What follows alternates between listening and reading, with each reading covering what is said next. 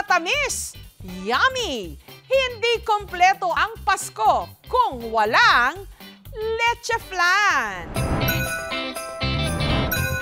Pagdating sa patamisan at pasarapan ng dessert sa Noche Buena, ang pambato raw ng mga tiga Sampaloc, Maynila won't let you down. Maaga pa nga lang, blockbuster na ang pila sa tindahang ito. Magkanda leche-leche na. Matikman lang ang trending na leche flan ni Realiza. Ang best-seller, classic na leche flan. Dito, sa 4 na palapag na gusaling ito, ginagawa ni Realiza ang kanilang mga tindang leche flan. Ito po yung namin, paggawaan po namin, yan, sarili na po namin yan. Sa ground floor, daan-daang mga lyanera ang makikita. Hinugasan namin ang mga lanyera namin. Pagkatapos, ilalabas nila para papatutuyuin. Ito po aming mga budiga, mga ingredients po ng leche flan, dito po nakalagay. Sa 4th floor, dito yung paggawaan ng leche flan. Sa isang araw po, nakakaubos pa kami na halos 1,000 pieces. Habang ang gamit naman nilang itlog, nakahiwalay na ang pula sa puti. Mabasuplayo na talaga ako kasi pagka magbabasa ka pa, dagdag trabaho. Balde-baldeng leche flan mixture ang matyaga ritong hinahalo. At saka ito tinimplahan ng evaporated at condensed milk. Ang mixture, sinala. Tinakpan ng plastic at isinalang sa isa sa 14 nilang dambuhalang oven steamers. 300 po ang laman nito. Sa loob ng 45 minutes, walang tigil itong inililipat-lipat ng pwesto. Kasi pag in-steady mo yan, hindi pa magandang luto. Finish na to. Ito, luto na to siya. 60 pesos ang benta kada tub. Creamy, tapos hindi siya masyadong matamis. Maliban sa kanilang classic leche flan, patok din daw ang kanilang mga leche flan with a twist. May Graham de leche at ube flan. Gaano kayo madalas bumili rito, ma'am? Always po, kasi masasarap ang lahat ng mga paninda dito. Ang dami po naming reseller. Minsan mayroon po kami galing probinsya, may galing Batangas, Antipolo, Tanay, Pampanga, Laguna. Taong 2016, nung pasukin daw nila ang negosyong ito. Nangutang muna kami ng puhunan, worth 30,000. Kung ang leche flan matamis, ang naging buhay nila sa bangketa, naging mapait. Sa bangkita talaga kami nagluluto. 50 piraso na naubos namin, pero pinagtyagaan po namin yon. Ang hirap po kasi nandun yung clearing, hulihin ka, tapos minsan isasakay pa sa truck yung mga gamit mo. Mahirap talaga ang maging mahirap. Pero pag walang tiyaga, walang nilaga. Pag tiyaga namin, lumago ng lumago, hanggat umabot po ng 1,000 adi po. Nag-iipon kami para makakuha kami ng sarili naming pwesto. Hanggang taong 2020, naipundar ng mag-asawa ang pwestong ito sa Espanya. Kung dati, masaya na silang makabenta ng 50 pieces ng leche flan bago mag-uwian. Ngayon, sa taas ng demand, daan-daan na ang leche flan na ginagawa nila kada oras. Masaya na kami noon pag kumikita kami ng 10,000 isang buwan. Ngayon po, kaya ko po kitain ng 6 digit po sa isang buwan. May bahay na kami, sariling sasakyan. Dati nga, field trip, hindi masama ng mga anak ko eh. Kasi wala kaming panggastos. Ngayon, every year, nasa ibang bansa po kami, namamasyal po. Pero ang higit na ipinagpapasalamat ni Realiza nang dahil sa leche flan, nadugtungan daw ang buhay ng kanyang mister na si Bobby, na nitong 2020 na-diagnose ng lung cancer. Kahit ibalik na lang kami sa bangkita, basta ano lang, gumaling lang siya. Pero, grabe, alakas namin kay Lord, pinagaling na siya. No, hindi pa kami naglilichi plan, talaga nagkalichi-lichi na talaga ang buhay namin. Ngayon, kung dahil sa lichi plan, hindi kami giginhawa. Ngayong magsisimula na ang simbang gabi, nagkikrave na rin ba kayo ng puto bumbong? Dito sa Malibay, Pasay, ang kanilang puto bumbong mas pinasarap hindi lang ng muscovado sugar at keso, pati na ng bloke-blokeng leche flan. Ito ang paandar na cheesy de leche ni Jen.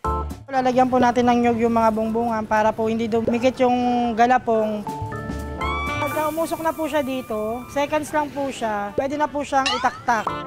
Ito na po yung finish natin na puto bongbong. Gagawin po natin, lalagyan na po natin margarine, muscovado sugar. So, lalagyan na po natin siya ng cheese. Sunod na po yung leche flan. Habang ang gamit niya namang leche flan, hinahango ng kanyang kaibigan. Nasa kakasigurado po kami na quality yung leche flan namin kasi sine-check po namin araw-araw po bago po yung leche flan na nilalabas namin. Ang cheesy de leche, 100 pesos kada 7 piraso. Sakto lang yung tamis, hindi nakakain. Ang puto bumbong recipe ni Jen, minana pa raw niya sa kanyang dating amo. The age of 7, tumutulong po ako sa may-ari ng bahay namin. Siya po talaga yung pinaka nagtitinda ng puto bongbong. Ang paglagay ng bloke-blokeng leche flan sa puto bumbong, inspired daw ng isang recipe na nakita ni Jen online. Nang nilabas namin siya first day pa lang, almost sold out agad. Pagka ganito pong bare months, ang kinikita po namin is more or less 5 to 10K a day. Malaki raw ang pasasalamat ni Jen sa kanyang negosyo. Lalo't ito rin daw ang dahilan kung bakit tumamis ang kanyang love life. Oy! Doon po nagsimula yung love story namin sa paggawa po ng puto bongbong.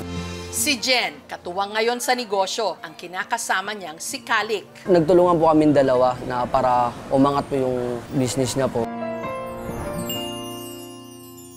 Ang pagluluto ng leche flan nagsimula raw nung panahon ng mga Kastila. Sa panahon pa lang ng Espanyol, ng pananakop sa atin, ay nag-i-exist na itong leche flan na ito. Isina Pilipino natin yung tinatawag na leche flan na unang ipinakilala sa atin. Dinagdag na rin natin yung paglalagay ng daya para magkaroon ng additional flavor, no? Pati yung paghuhulma doon sa llanera na yon, that's ours. Ang mga Espanyol, may isa pang version ng panghimagas na maihahalin tulad sa leche flan. Pero wala itong halong gatas. At ang tawag nila rito, tocino de cielo. Literally, ang ibig sabihin nito, bacon from heaven. It's a similar pag nag-cut ka ng karne ng baboy. Ito raw ang nakahiligang kainin ng Filipino-Spanish na si Chef Mikey nung tumira siya sa Spain. During Christmas, kumakain kami ng tocino del cielo o ma-order kami sa mga restaurant. Pero parang as the time went by, hindi na siya naging uso kasi medyo mahirap gawin. Kaya ngayong dito na ulit siya nakabase sa Silang sa Cavite, tuwing namimiss raw niya ang Spain, isa ito sa mga niluluto niya, lalo na tuwing holidays.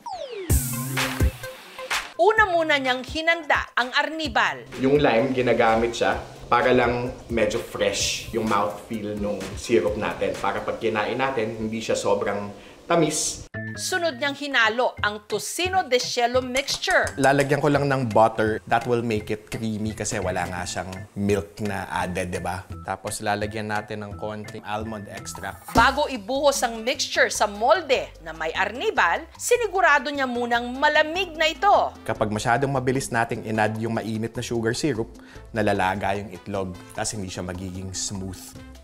As you can see, nilagyan ko siya ng parang cloth. The purpose is para kapag habang nagsisteam siya, hindi tutulo yung tubig doon sa loob ng mga tocino natin.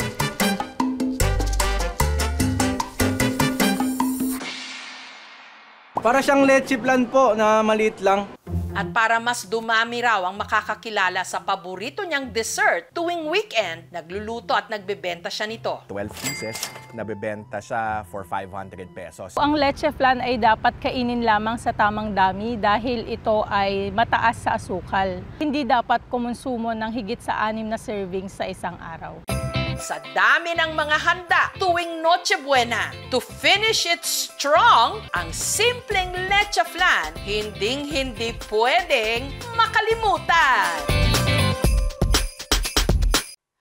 Thank you for watching, mga kapuso. Kung nagustuhan niyo po ang videong ito, subscribe na sa GMA Public Affairs YouTube channel. And don't forget to hit the bell button for our latest updates.